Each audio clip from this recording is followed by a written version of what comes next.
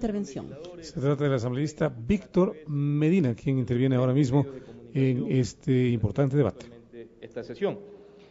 Hablar de drogas es hablar de un problema sensible, no solamente en nuestro país, sino a nivel internacional. Si bien es cierto, como se ha manifestado en algunas intervenciones en este pleno de la Asamblea, es un tema muy sensible que tiene que tener la seriedad del debate, de la discusión, no el apasionamiento político de diferentes tendencias que en algunos momentos simplemente hacen como especies de agoreros apocalípticos de que todo lo que se plantea en este pleno es netamente negativo.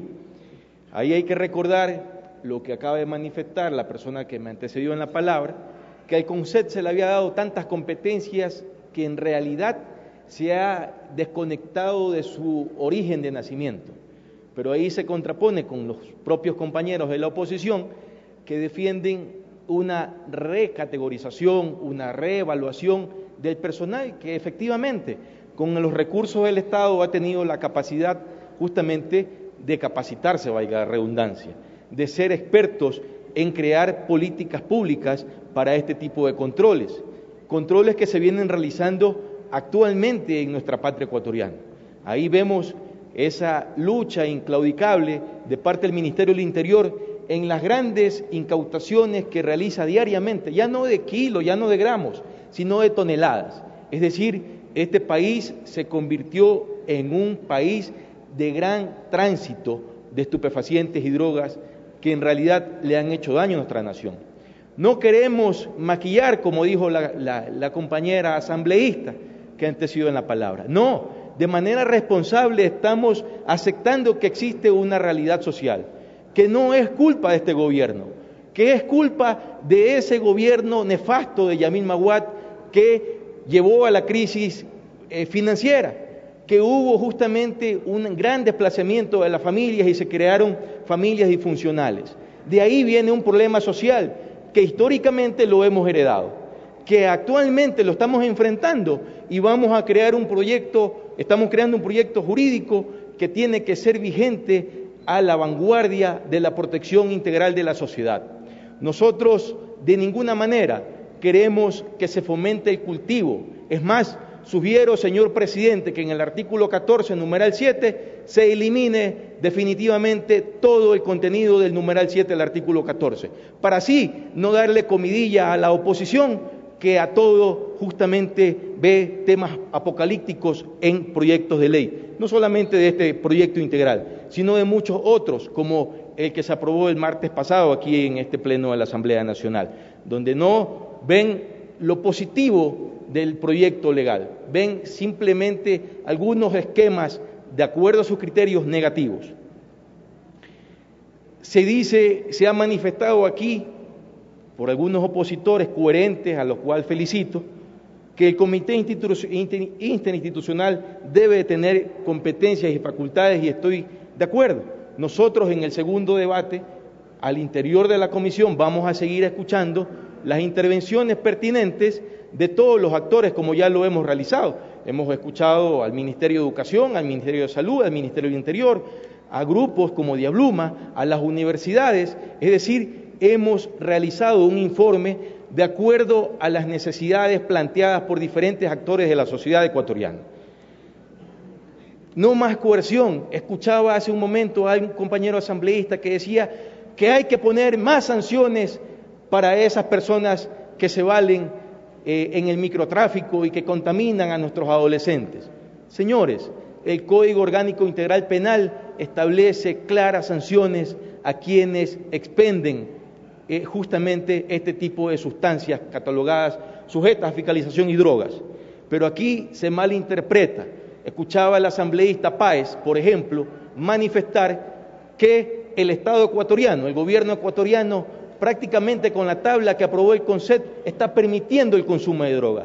Le recuerdo, compañero legislador, el Estado tiene tolerancia cero dentro de esa tabla, tolerancia cero, pero no podemos recriminar a los pequeños ecuatorianos, adolescentes, que en este momento son presa fácil del microtráfico, del narcotráfico.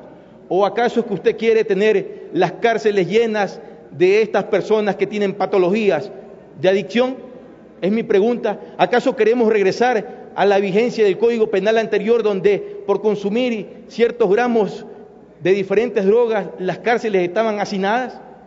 ¿Es acaso ese retroceso legal el que usted quiere, compañero legislador? No, recordemos y hablemos con seriedad como corresponde. La tabla del CONCET tiene tolerancia cero, y aquellos consumidores que tendrán que en la operación de justicia comprobarse que aquella persona es consumidor.